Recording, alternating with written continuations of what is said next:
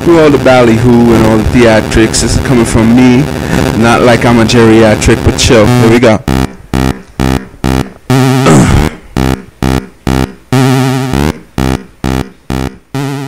Welcome to Alpha Omega Radio Composer Interviews. My name is Moreno, and I'm here with Tony Ness. Hi there, guys. So, you know, one of the first things I wanted to ask you ever since I started seeing you perform live is that you're known for your uncensored lyrics. Okay. Right? So, why do you think, where do you think you get that strength? Because it's not an easy thing to do. No, it's not an easy thing to do, Dad, but I kind of take all the negative experiences I've had in my life and just kind of embellish in it and embrace it and say I'm still here. You know, I'm not like some kind of statistic. I'm out there, you know, God forbid, in the ground somewhere. But I take it and I just run with it. This question's up for debate. How many rap songs will it take to make all the girls in the room's booty shake? Best to be asleep instead of awake. My rhymes are like Kruger. See you at the wake. Take it, I got it, took it, you want it. Alright, so your weapons of choice are a Game Boy and a microphone. Oh, of course. Which is not everyone's selection. How did this come to be? How this came to be, this whole music that I make now, right, is that we meaning me, myself, and Irene. Now, me being me, I'm a punk at heart. Oh. I've always been into punk, Misfits, Black Flag, Minor Threat, a lot of stuff. So when I first came into the chiptune music scene, I was making like kind of dark stuff, dark techno stuff, and then one of my friends in the scene, he was like, I think after a couple of appearances of me doing cover songs for like ODB cover song or like just a rap in general that I would like pick up and make on the beat on the Game Boy, he's like, yo, you should rap, and I'm like, that sounds like a good idea. I write a lot. I write stories. I write poems, and people liked it. I like it. It's always a challenge to do that. And I really do like hip hop a lot. I like rap a lot. I'm not closed-minded. Young I was, but now I'm more open to more different styles of music. Obviously, since I'm in the chiptune music thing. So. And you get to express yourself a lot. You said there's a lot of writing involved. Oh yeah. What comes first, you think? Is it the chip first, the chip part of it, or is it the lyric part of it, or does it change or mix around? Honestly, vice versa, depending on my mood. Like I made a beat the other day, I put it on SoundCloud, and I was just like, oh God, I gotta come up with lyrics. So I have really bad memory, so I write things down, and then when I remember, oh snap, that sounds great, and I just kind of like, you know, tinker with it and try and make it my own. Right, so your latest album is called Gutter Trash 2, and El Día que el Mundo Prendió Fuego, which means for the day the earth caught fire. Yeah, the day the earth caught fire. Yes. What motivated this title?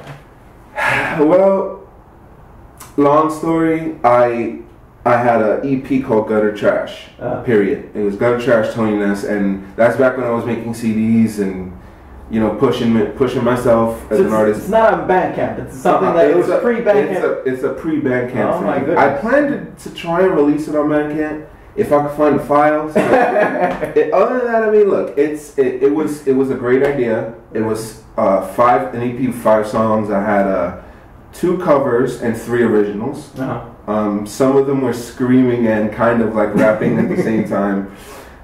It was pretty cool. Then my friends were like, well, you know, you should make a full album of this stuff. Right. It up and down. I looked at them like, yo, this has to happen. So I just made Gutter Trash Volume. I didn't even call it Volume 2. I just called it Gutter Trash The Day the Earth Caught Fire, which is basically an album or a song named from a Japanese punk band called Balzac. Wow. They're like the Misfits equivalent in Japan. That's awesome. But they're real, in my opinion, they're really cool. They're really cool guys. I mean, I met them a couple of times. Really? They'll probably remember me, obviously. But like, you know, I took pictures with them and it was like, yeah. And it was cool stuff. It was cool stuff. You're the type of artist that doesn't pull any punches with your lyrics. Thanks. We've seen you perform the song Food in front of people, including a Blip. Yes, yes, of course. So How did the song originate? This is a song that we've heard in a few different occasions, and we have video of it, and it always causes people to pay attention because of the lyrics. Yeah, past experiences in relationships and right. being oh God, what's the word? I don't want to sound stupid, but like I mean, it is what it is. My lyrics are really raw. They're really emotional, right. and that's how I am when I'm on stage. Right. If you see me now, I'm a different nice guy. I have you in my house. We're chilling with like orange juice. Right. I mean, like it was just something I had to write. Right. I felt like I had to write it. Like I just had to get it out of my system. And it's probably stuff that people are afraid to say. Yeah. But are probably thinking. And it's the lyrics on that end are really like my friends love it. Yeah. My biggest critic is my mom. Uh-huh. She loves it and she supports me. But why are you pressing so much? And I'm like, they like it. I mean, I love doing it. Right. So yeah, I mean, you enjoy doing it. You mentioned that in Gutter Trash, the first volume, the first EP that you did. Yes. You did some covers, and this one is all original. Yeah, it's all. That's why I had to do it. It's all original stuff. It's not that covers are bad. I love covers. Don't get me wrong. It just had to be done. I can't be like that guy that covers, right? Wu-Tang ODB, or that guy that covers Scam Dust, which is a whole other topic.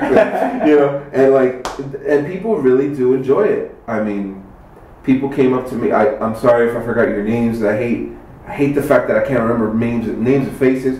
But people come up to me and they're like, "Yo, your stuff is great," and I'm like, "Thanks, thank you so much." It feels very good, and I feel honored to like have people say, I listen to your stuff, it's great, and I'm just like, you're awesome too. Thank you for liking it. Yeah. Thank you for liking my style. Yeah, definitely. I want to talk about your influences, the musical influences. Okay.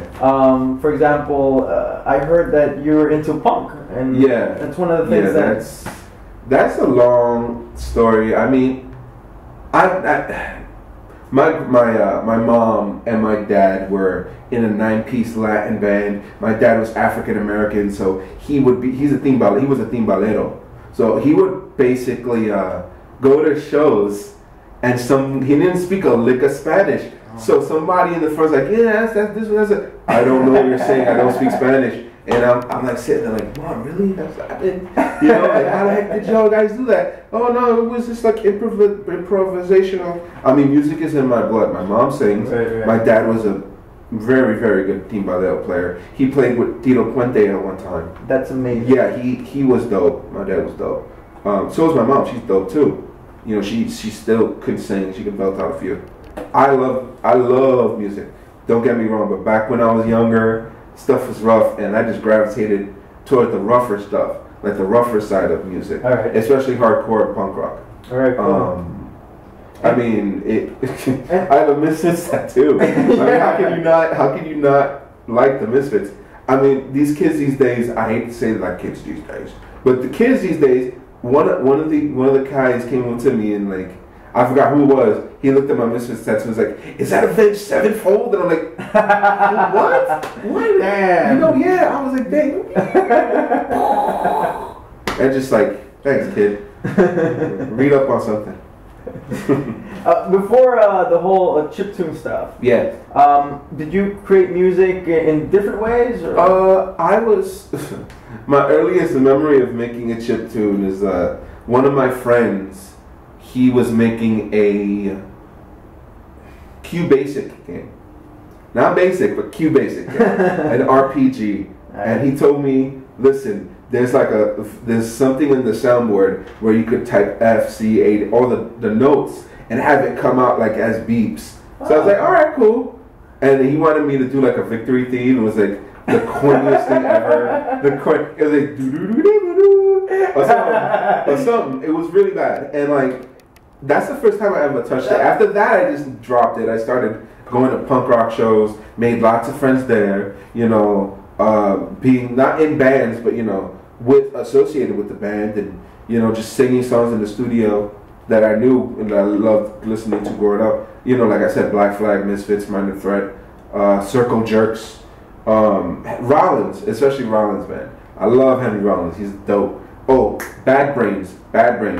HR, he's cool. I'm just gonna rattle off a lot of stuff. I mean, it was cool. It was good times, and you know, I kind of fell upon the scene, and I thought, wow, this is great. I think I could do this, right. Especially since two people at the first Blip festival I ever went to was like, yo, you should make music. This is awesome. Have you ever heard of Pulse Wave? And I'm like, no, what's Pulse Wave? I heard of Pulse Wave, and I'm like, this is amazing. How can I not be doing it? It's meant to be. Yes, definitely. Everything. Ladies, I like Long Walks on the Beach, Justin Timberlake CDs, a lot of other gangster rappers, and I'm a good person at heart. Yeah, that's the interesting thing that, you know, with everything that makes Tony Ness cool, he's also single. So make sure to...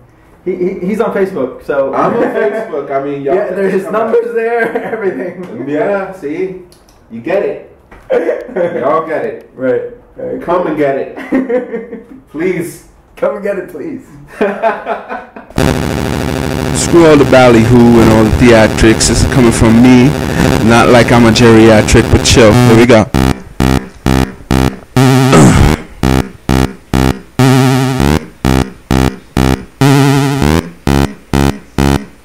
More lyrics make my mind right. I talk a lot of shit to get me out the spotlight.